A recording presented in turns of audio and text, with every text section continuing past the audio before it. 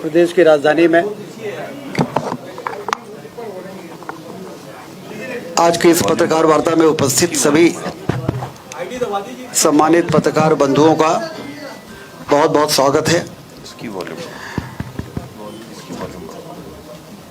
देश में लंबे अंतराल के बाद किसी पार्टी की लगातार तीसरी बार सरकार बनी है और मोदी जी के नेतृत्व में जिस प्रकार से उनको बहुमत मिला है, ये भारतीय जनता पार्टी की सरकार की और मोदी जी के नेतृत्व में देश में जो काम हुए हैं उस पे जनता का जो आशीर्वाद है वो हम सबको समझ में आता है। वहीं दूसरी ओर मध्य प्रदेश में जिस प्रकार का विधानसभा के चुनाव में जनादेश आया और फिर लोकसभा के चुनाव में 29 में से 29 सीटें, आप सबको याद होगा जब आप पूछते थे कि मध्य प्रदेश में कितनी सीटें आ रही हैं और हम लोग कहते थे कि 29 में 29 आएंगी, तो आप लोग भी भरोसा नहीं करते थे। लेकिन हम लोगों को इस बात का भरोसा था कि ज़मीन में जिस प्रकार से केंद्र सरकार की योजनाएं, राज्य सरकार की योजनाओं ने लोगों के दिल और दिमाग में सुशासन जो भारतीय जनता पार्टी का रहा है उससे जो एक विश्वास पैदा किया है, उससे निश्चित रूप से हम सबको आशीर्वाद मिलेगा। और विधानसभा में 163 सीटें और फिर लोकसभा में 29 में से 29 सीटें, ये दर्शाता है कि मध्य प्रदेश अब भारतीय जनता पार्टी का गढ़ बन चुका है। अभी मध्य प्रदेश की सरकार ने, डॉक्टर मोहन यादव जी की सरकार ने जो बजट प्रस्तुत किया और जो पारित हुआ है उसमें 3,65,000 करोड़ का बजट पिछले बजट से 16% ज़्यादा इस संकल्प के साथ पारित हुआ है कि आने वाले 5 वर्षों में हम मध्य प्रदेश की बजट की साइज़ को बढ़ाकर दोगुना करेंगे। इसका मतलब कि 5 वर्ष बाद जब हम बजट पेश करेंगे तो 7 लाख करोड़ से ज़्यादा होगा। और जब इस प्रकार का बजट आता है तो फिर इंफ्रास्ट्रक्चर के काम के लिए धन की कमी जो लंबे समय से हमारे प्रदेश में एक बड़ी चुनौती होती थी, हम लोग कभी भूल नहीं सकते। ये वही मध्य प्रदेश है जो 2003 के पहले सड़कों में गड्ढे भरने के लिए भी बजट नहीं होता था, ओवरड्राफ्ट हो जाता था। जब भी बात करो वर्क्स डिपार्टमेंट के लोगों से तो काम करने वाले लोग कहते थे कि साहब हमें चेक तो मिल गया है लेकिन वो इनकैश नहीं हो रहा, ओवरड्राफ्ट हो गया है। लेकिन आर्थिक सुशासन भारतीय जनता पार्टी की सरकार ने जिस प्रकार से 2003 से लाकर लगातार काम करने का काम किया है, उसका ये परिणाम है कि इंफ्रास्ट्रक्चर में ऐतिहासिक काम हुआ है। कोई इस बात से इनकार नहीं कर सकता कि संभागीय मुख्यालय जितने हैं वो 4 लेन की सड़कों से, विश्व स्तरीय सड़कों से जुड़ गए। लेकिन अभी भी बहुत काम करने की ज़रूरत है। इसलिए मध्य प्रदेश में इस बजट में हम लोगों ने ये संकल्प लिया है और प्रावधान किया है कि 5 एक्सप्रेसवे नए बनाएंगे। Atal expressway, Narmada expressway, Vindhya expressway, Malwa Nimar expressway, Bundelkhand expressway, जो आर्थिक गति को बहुत तेज करेंगे। दूसरी ओर सब जानते हैं कि जब हमारी सरकार बनी थी तो 7 लाख हेक्टेयर में सिंचाई होती थी, आज 47 लाख हेक्टेयर में सिंचाई हो रही है। हमने ये भी प्रावधान किया है कि 2 साल में ये 47 लाख बढ़ के 60 लाख हो जाएगा हेक्टेयर और 5 वर्षों में 1 करोड़ हेक्टेयर में किसानों के खेतों में सिंचाई का पानी नहरों के माध्यम से पहुंचाने का काम हम लोग करेंगे। अटल बिहारी वाजपेयी जी कहते थे देश को समृद्ध करना है तो धरती से दौलत पैदा करना पड़ेगा, नदियों को जोड़ना पड़ेगा। हमारे देश में कई जगह बाढ़ आ जाती है तो कहीं सूखा रहता है। जहाँ बाढ़ आती है वहाँ पानी को रोक के और जहाँ सूखा है, पानी की कमी है, वहाँ पे उस पानी को पहुँचा के हम इस देश में हरित क्रांति लाएं। धरती से दौलत किसान पैदा करेंगे तो उनकी परचेजिंग कैपेसिटी बढ़ेगी, खरीदी बिक्री बढ़ेगी तो मैन्युफैक्चरिंग बढ़ेगी, बाजार में रौनक आएगी। ये किसान समृद्ध होगा तो देश समृद्ध होगा बहुत पुराना नारा है। लेकिन किसान समृद्ध कैसे होगा, इस दिशा में गंभीरता से यदि किसी ने काम किया तो मोदी जी की केंद्र सरकार ने और मध्य प्रदेश की सरकार ने इस दिशा में बहुत तेजी से काम किया। और मध्य प्रदेश को तो कृषि कर्मण अवार्ड लगातार 6 बार मिला, जो पहले कभी पंजाब हरियाणा को मिला करता था वो अब मध्य प्रदेश को मिलना शुरू हो गया है। और इसलिए यही सही दिशा है। इस दिशा को मानते हुए डॉक्टर मोहन यादव जी की सरकार ने आने वाले 5 वर्षों में 1 करोड़ हेक्टेयर में सिंचाई का पानी पहुँचे, इसके लिए बजट में पर्याप्त प्रावधान किए हैं। शिक्षा और स्वास्थ्य के क्षेत्र में भी 5 मेडिकल कॉलेज से 14 मेडिकल कॉलेज हमारे मध्य प्रदेश में हो गए। इस वर्ष 3 मेडिकल कॉलेज अभी और शुरू होंगे, मंदसौर, नीमच और सिवनी में। अगले वर्ष 6 नए मेडिकल कॉलेज शुरू होंगे। उसके अगले वर्ष 2 शासकीय मेडिकल कॉलेज, और बाकी जितने ज़िले हैं हर ज़िले में 1 मेडिकल कॉलेज होना चाहिए। इसके लिए पीपीपी मोड में डॉक्टर मोहन यादव जी की सरकार ने निर्णय लिया है कि हम निजी पूंजी निवेशकों को आमंत्रित करेंगे। तो 9 जिलों के पीपी मोड के टेंडर भी हमने निकाले हैं। लोग आएंगे, मध्य प्रदेश में निवेश करना चाहते हैं, कई क्षेत्रों में तो मेडिकल के क्षेत्र में भी निवेश करें। और शुरू में हम अपने जिला अस्पतालों को उससे अटैच करेंगे, बाद में अपने हॉस्पिटल बना के और उसको आगे बढ़ा सकते हैं। आयुष्मान योजना के अंतर्गत कई हम इस प्रकार से स्वास्थ्य के क्षेत्र में नए प्रयोग कर रहे हैं। 4 करोड़ से ज़्यादा आयुष्मान कार्डधारी हमारे मध्य प्रदेश में है। ये मोदी जी की 5 लाख रुपए तक के मुफ्त में इलाज करने की योजना का ये परिणाम है कि हेल्थ सेक्टर में भी एक नई क्रांति आई है। प्राइवेट सेक्टर के लोग अस्पताल खोल रहे हैं जो आम आदमी को राहत दे रहे हैं। दूर दराज इलाकों के भी हॉस्पिटल्स हैं, क्योंकि हमारे देश में अपना इलाज कराने वाले नागरिकों की संख्या ही इतनी कम थी कि अस्पताल और स्वास्थ्य का क्षेत्र कैसे आगे बढ़ सकता था। लेकिन मोदी जी ने ऐतिहासिक काम किया कि रिक्शा चलाने वाला, ठेला धकाने वाला, खेतों में मजदूर करने वाला 5 लाख रुपए तक का हेल्थ सिक्योरिटी कवर लेके चल रहा है। और अस्पताल चलाने वाले लोगों को मालूम है कि गरीब आदमी ज़रूर है, लेकिन अस्पताल अपना इलाज कराने के लिए सक्षम है। और उसके कारण तेज़ी से स्वास्थ्य के क्षेत्र में हॉस्पिटल्स बढ़े हैं। ये भारतीय जनता पार्टी की सरकार की नीति का ये परिणाम है कि इस क्षेत्र में एक क्रांतिकारी बदलाव हुआ है। आने वाले दिनों में इसको और आगे ले जाने की योजना है। 70 वर्ष से ज़्यादा लोगों को, चाहे वो गरीब हों, चाहे वो मध्यम वर्गीय हों, चाहे वो अमीर ही क्यों ना हो, लेकिन 70 वर्ष से ज़्यादा हैं तो उनको भी आयुष्मान कार्ड में 5 लाख रुपए तक का मुफ्त में इलाज देने की सुविधा देने का ऐलान केंद्र की सरकार ने किया है। तो हमारे जो बुजुर्ग हैं, जो कभी कभी सोचते हैं कि बच्चे से भी अपने इलाज के लिए पैसा मांगने में जो संकोच करते थे, अब उनके जेब में भी आयुष्मान कार्ड रहेगा और वो कहीं भी बड़े से बड़े अस्पताल में जाके अपना इलाज करा सकेंगे।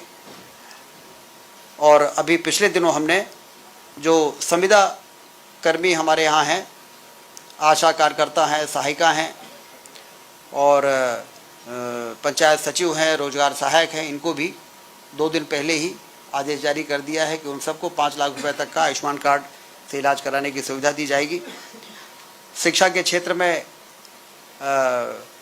CM rise school 150, 1500 CM rise school, एक सीएम राइज स्कूल के इंफ्रास्ट्रक्चर और रिकरिंग और नॉन रिकरिंग कार्यों में खर्च के लिए, और उसमें 10 किलोमीटर तक के बच्चों को वाहन से लाना और पहुंचाना, क्वालिटी एजुकेशन जिस तरह से प्राइवेट पब्लिक स्कूल्स में होता है, उसी प्रिंसिपल पर मध्य प्रदेश की सरकार ने फैसला किया कि हम सीएम राइज स्कूल बनाएंगे, फिर दूसरे चरण में उसको और बढ़ाएंगे और सामान्य आदमी जो सरकारी स्कूल में पढ़ते हैं उनको हम क्वालिटी एजुकेशन देने की व्यवस्था करेंगे।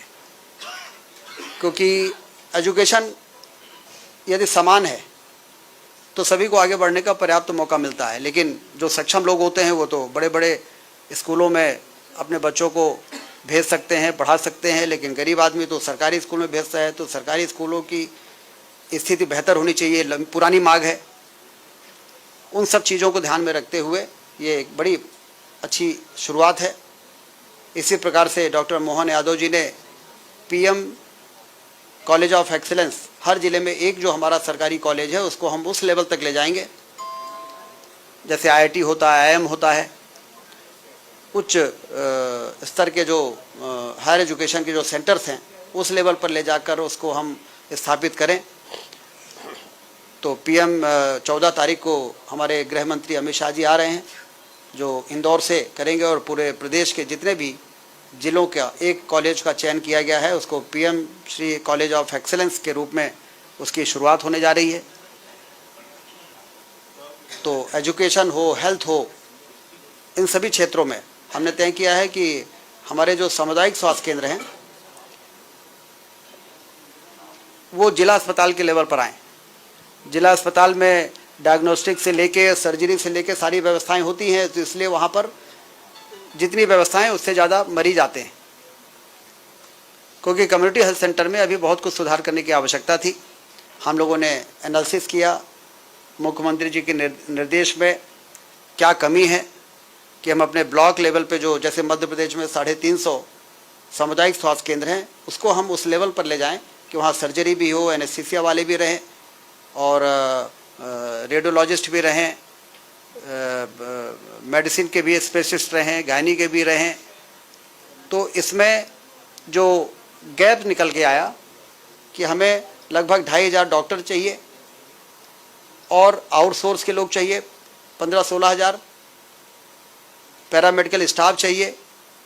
तो इस बजट में मुझे आपको बताते हुए खुशी हो रही है कि पहले चरण में 18,000, दूसरे चरण में 10,000, ऐसा करके 40,000 तक स्वास्थ्य कर्मियों को डॉक्टर मिला के भर्ती करने की तैयारी हमारी है। और जो ग्रामीण क्षेत्रों के स्वास्थ्य केंद्रों में स्टाफ की कमी के कारण स्वास्थ्य सुविधाएं प्रभावित हो रही थी उसको भी ठीक करने का संकल्प लिया गया है और उसके लिए बजट का प्रावधान किया गया है। हेल्थ का बजट 34% बढ़ा है मध्य प्रदेश में। मेडिकल एजुकेशन और हेल्थ डिपार्टमेंट को एक कर दिया गया है, जिससे आपस में कोऑर्डिनेशन की जो कमी होती थी उससे स्वास्थ्य सुविधाओं में बेहतर करने में जो देरी होती थी उसको भी ठीक कर दिया गया है। तो इस बजट से आप ये देखेंगे कि चाहे वो इंफ्रास्ट्रक्चर हो, चाहे वो हेल्थ सेक्टर हो, चाहे वो एजुकेशन का सेक्टर हो, चाहे वो निवेश का क्षेत्र हो, मध्य प्रदेश निवेश के मामले में अब देश में सबसे प्रेफर्ड डेस्टिनेशन के रूप में देखा जाने लगा है। ये पिछले 15 वर्षों में जो रोड शोज हुए हैं, इन्वेस्टर समिट हुआ है, उससे मध्य प्रदेश की बड़ी मार्केटिंग हुई है। एक और हमने मार्केटिंग की, एक तरफ हमने बिजली की सप्लाई सरप्लस पावर स्टेट बनाया, इंडस्ट्रियल एरिया के डेवलपमेंट किए, लैंड बैंक्स बनाए और हमारी जो पॉलिसी है इंडस्ट्रियल पॉलिसी उसको हमने ऐसा अट्रैक्टिव बनाया है कि लोग मध्य प्रदेश की ओर आकर्षित होना शुरू हो गए हैं। ये वाल्वो जैसा प्लांट 6 प्लांट इंदौर और यहाँ मिला के 5 यूनिट लगाना कोई ऐसे ही नहीं हुआ है।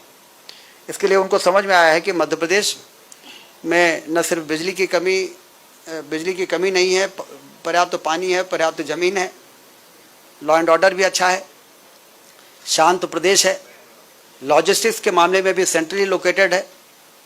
यदि हमारे यहाँ लैंड लॉक्ड स्टेट है, यदि हमारा ये माइनस पॉइंट था कि हम समुद्र के किनारे नहीं हैं, तो हमारा प्लस पॉइंट भी ये था कि हम सेंट्रली लोकेटेड हैं। तो लॉजिस्टिक्स के मामले में अपने प्रोडक्ट को देश के किसी कोने में ले जाने में सबसे बेहतर लोकेटेड प्रदेश है। और यदि हमारे यहाँ पोर्ट नहीं है तो ड्राई पोर्ट हमने बनाए हैं मंडी द्वीप पे और इंदौर में, जहाँ से सारे कस्टम क्लियरेंस वगैरह हो जाते हैं और यदि कोई एक्सपोर्ट होना है तो यहीं से सारी चीज़ें फॉर्मेलिटीज़ हो जाती हैं और सीधे प्रोडक्ट उनका कंटेनर में लोड होके और जाके और शिप में चला जाता है, वहाँ दोबारा उनको कस्टम क्लियरेंस नहीं कराना पड़ता। ये फैसिलिटी मध्य प्रदेश में इन्वेस्टमेंट प्रमोशन के दृष्टि से जो जरूरी सुधार थे वो किए गए हैं। और इसलिए हम ये कह सकते हैं सामाजिक सरोकार के क्षेत्र में भी आप देखिए, लाडली बहना योजना हो, संबल योजना हो, मोदी जी की किसान सम्मान निधि में उतना ही राशि और ऐड करने की बात हो, इन सारी चीज़ों ने गरीबों को भी आत्मविश्वास से अपना काम करने के लिए उनमें उत्साह भरने का काम किया है। सामाजिक सरोकार के कई ऐसे काम हैं जो दूसरे राज्यों ने हमको फॉलो किया है। लाडली लक्ष्मी योजना, अभी मुख्यमंत्री कन्यादान योजना में जो प्रावधान हुआ है 3 गुना प्रावधान बढ़ा दिया गया है। जैसे गरीब व्यक्ति अपने बच्ची की शादी करने के लिए दूसरों के सामने हाथ फैलाने को मजबूर ना हो। फिगर आप देखेंगे कि 3 गुना मुख्यमंत्री कन्यादान योजना में राशि का प्रावधान बढ़ाया गया है। तो कुल मिला के समग्र रूप से बजट जो है वो गरीब, किसान, युवा और महिलाएं, जो मोदी जी ने कहा है ना कि मेरी नज़र में देश में सिर्फ 4 जातियां हैं, मैं कोई जाति जो समाज को तोड़ने का काम करता है, मैं उसके बजाय मेरी नज़र में तो 4 जातियां हैं। युवा है, किसान है, गरीब है और महिलाएं हैं। उन चारों को केंद्रित करके केंद्र सरकार अपनी नीतियां बना रही है। मध्य प्रदेश की डॉक्टर मोहन यादव जी की सरकार ने भी उसी प्रकार से अपना बजट बनाया है और विकास तेज गति से आगे बढ़े। आर्थिक क्रांति हो, पर्यटन की क्रांति हो, औद्योगिक क्रांति हो। पर्यटन की क्रांति के लिए पीएम श्री जो हेली और वायु सेवा शुरू हुई है, तो आप पता करेंगे कि रीवा से जबलपुर से, भोपाल से जबलपुर और रीवा होते हुए सिगरौली की जो अभी 1 दिन प्लेन चल रहा है, उसमें 2-2 महीने की बुकिंग है, एडवांस बुकिंग है। तो मैंने मुख्यमंत्री जी से कहा है कि अब इसको 3 दिन करिए और फिर इसको डेली करिए। ये टूरिज़्म की इतनी संभावनाएं हमारे मध्य प्रदेश में है। 3 मतलब इतने नेशनल पार्क हैं हमारे यहाँ और वाटरफॉल्स हैं हमारे यहाँ। इन सारी चीज़ों को ध्यान में रखते हुए पीएम श्री ये पर्यटन की क्रांति हो और एयर एम्बुलेंस और शव वाहन, ये भी मैं आपको बताना चाहता हूँ कि इसके लिए भी बजट में प्रावधान किया गया है। अब आपने देखा होगा कि एयर एम्बुलेंस शुरू होने के बाद गरीब आदमी जो 1000 रुपये भी अफोर्ड नहीं कर सकता है अपने इलाज के लिए, परिवहन के लिए, उसको फ्री में प्लेन से हम एयरलिफ्ट करके भोपाल और बड़े अस्पतालों में पहुंचा रहे हैं और ऐसे ही शव वाहन भी हम शुरू कर रहे हैं। तो इस प्रकार से ये बजट जो है ये गरीबों के, किसानों के केंद्र में रखते हुए बजट बना है और दूसरी ओर इंफ्रास्ट्रक्चर में तेज गति से काम हो और एक रोबस्ट इंफ्रास्ट्रक्चर मध्य प्रदेश में निर्मित हो। उस दिशा में जो काम चल रहे थे उसको अपने मुकाम तक पहुंचाने वाला ये बजट है। यही सब जानकारियां देने के लिए आज आप सबको यहाँ पर बुलाया गया है। बहुत बहुत धन्यवाद। धन्यवाद भाई साहब। इसके बाद प्रश्नोत्तर के लिए आप अपने हाथ उठाएं। सबसे पहले योगेन जी। का अपना संतान के सुख से वंचित है, बहनें संपर्क करें विंध्य क्षेत्र के विख्यात पहिल टेस्ट ट्यूब बेबी सेंटर से। महिला से संबंधित कोनो गंभीर समस्या के खातिर संपर्क करें प्रतिदिन पुराना तीर्थ मेमोरियल अस्पताल कुटेही रीवा। संपर्क कर सके थे 8821000416 पर या 0766235245 पर। डॉक्टर बीना मिश्रा, स्त्री रोग एवं बांझपन विशेषज्ञ से प्रथम IVF क्लिनिक, IVF मौच तकनीकी, लेजर हैचिंग के उपयोग,